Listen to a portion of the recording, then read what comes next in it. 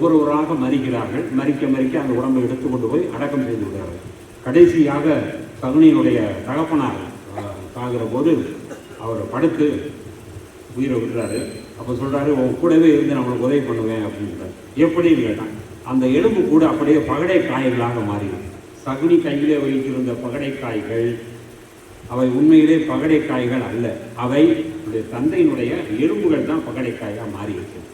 இதை வைத்துக்கொண்டு நீ உன்னுடைய அறிவு திறத்தினால எவ்வளோ சாதிக்கலாம்.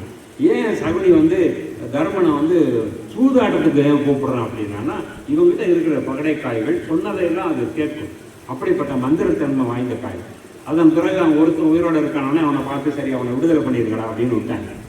திருவள்ளுவர் அதுக்கும் சொல்றாரு, வினை பகை இரண்டின் எச்சம் தீயச்சம் போல பெருங்கிறான். நான் படித்த அந்த புத்தகம் உள்ள இருக்கிற புத்தகத்தில் சொல்ற கருத்து என்னன்னா, உனக்கு ஒருவன் பகைவன் என்று உறுதியாக தெரிந்தால் கடைசி வரைக்கும் அந்த பகையை முடித்து விடுன்னு சொல்றாரு திருவள்ளுவர்.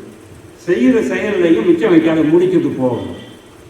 மிச்சம் வச்சுக்கிட்டு இருந்தேன்னா உனக்கு அது சின்ன முள் செடி மரமாக வளர்ந்து அது உன்னையே காவு வாங்கி விடும் என்பது வள்ளுவர் சொல்லுகிற கருத்து. இந்த ஆங்கிலேய அந்த பிரிட்டிஷ் நூலாசிரியர் இந்த 48 laws of success பவர் என்றதில் அந்த செய்தியை சொல்கிறான். யூ ஃபினிஷ் யுவர் எனிமீஸ் அப்படின்னு சொல்கிறான். ஆனால் அவங்க அதை கடைப்பிடிக்கிறாங்க. அந்த சகுனியை அவுத்து விட்டுறாங்க. அதுக்கப்புறம் அவன் காந்தாரியோடு இங்கே வர்றான். ஆனால் மனசு வெளியே அவன் சமாதானமாக இருப்பது போல தெரிந்தாலும், நன்மை நாடுபவன் என்று தெரிந்தாலும் கூட அவன் உள்ளுக்குள்ளே அந்த பகையை மனதுக்குள்ளே வைத்துக்கொண்டே இருந்தான் என்பதுதான் ராமாயணத்தில் ரொம்ப ரொம்ப பேசிக்கான விஷயம். அதனால் அவன் என்ன பண்ணான், இவர்களை வீரத்தால் வெல்ல முடியாது, இவனை இவனுக்கு நிகரான வீரமுடைய இன்னொருத்தனோட மோத விட்டு தான் இவனை காலி பண்ணணும்னு நினைச்சான். அதனால் துரியோதனனுக்கு உதவி பண்ணுற மாதிரி செஞ்சு நடித்து பேசி அவனை தர்மனோடு மோத விட்டான். கடைசியில் அழிவு துரியோதனனுக்கு. அதுதான் வியாசர் பாரதத்தினுடைய அடிப்படை. இப்போ திருக்குறளுக்கு வாங்க, கொள்ளென ஆங்கே புறம் வேறா உள் வேற்பர் உள்ளியவர் என்று வள்ளுவர் பெருமான் சொன்னது வியாசர் பாரதத்துக்கும் அது பொருந்தும், நமக்கும் அது பொருந்தும். நமக்கு எப்படி பொருந்தும் அப்படின்னு கேட்டிங்கன்னா, நாம் எல்லா இடத்துலேயும் எதிர்ப்பை காட்டிட முடியாது, எல்லா இடங்களையும் காட்டவே முடியாது, அது உறுதி. பல இடங்களில் நாம் விஷயங்களை மனதிற்குள்ளே வைத்து கொண்டு தான் நமக்குரிய நேரம் வருகிற வரைக்கும் காத்திருந்து தான் நாம் அந்த வேலையை முடிக்க வேண்டும். முக்கியமாக மேனேஜ்மெண்ட்டு இது ரொம்ப அடிப்படையான விஷயம். இல்லாவிட்டால் நாம் தனிமைப்படுத்தப்பட்டு விடுவோம், ஐசோலேஷனுக்கு போயிடுவோம். ஐசோலேஷனுக்கு போயிடாதேன்னு சொல்கிறான் அந்த 48 laws of successல அவர் சொல்லும்போது, தனிமைப்படுத்தி கொள்ளாதே, தனியாக இரு, ஆனால் தனிமைப்படுத்தி கொள்ளாதே. நீ be individual but don't be in isolation அப்படின்னு சொல்லலாம். அந்த ஐசோலேஷனில் தனிமைப்படுத்தி கொண்டு இருந்தால் நாம் வாழ்க்கையில் முன்னுக்கு வர முடியாது. அப்போ எல்லாத்தையும் கலந்து பழகிற மாதிரி இருக்கணும். அதே சமயம் நம்முடைய தனித்தன்மையை நம்ம காப்பாற்றி கொள்ள வேண்டும் என்பது எப்பேற்பட்ட தாரக மந்திரம். அப்போது ஒரு நூல் என்பது நமக்கு வாழ்வதற்கு வழிகாட்டுகிறது ஒரு செய்தி. ரெண்டாவது, நம்முடைய குணாதிசயங்களை பண்பு நலன்களை அது வடிவமைக்கிறது, சீரமைக்கிறது. நம்ம இங்கே சொல்லுவார்கள், எங்கள் புத்தகத்துக்கு கொடுக்குற விலை என்பது அதனுடைய கருத்துக்களுக்கு அல்ல. இப்போ நான் ஒரு 1000 ரூபாய்க்கு புத்தகம் வாங்கினேன், அந்த 1000 ரூபாய்க்கு அடங்குகிற கருத்து இல்லை.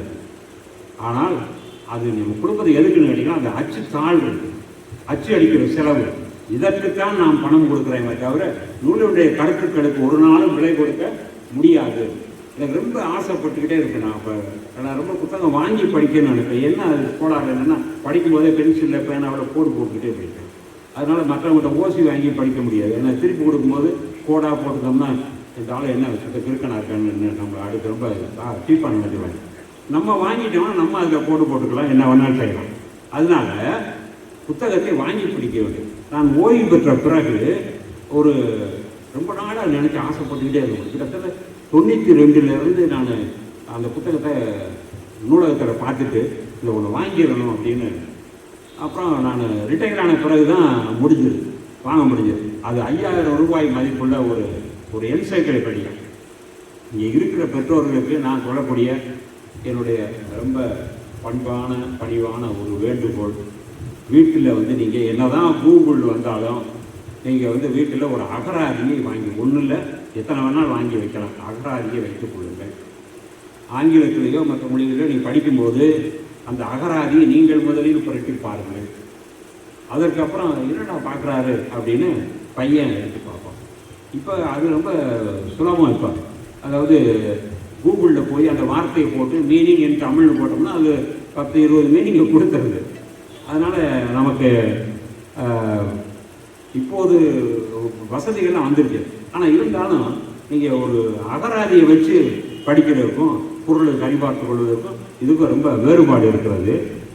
நான் வந்து ஒரு Princeton encyclopedia of poetry and poetics என்று ஒரு புத்தகம், அது ஒரு 1000 பக்கங்களுக்குள்ள புத்தகம், 5000 ரூபாய் விலை. ரிட்டையர் ஆனோன்னு வாங்கின பென்ஷனில் வாங்கின முதல் புத்தகம் அதுதான்.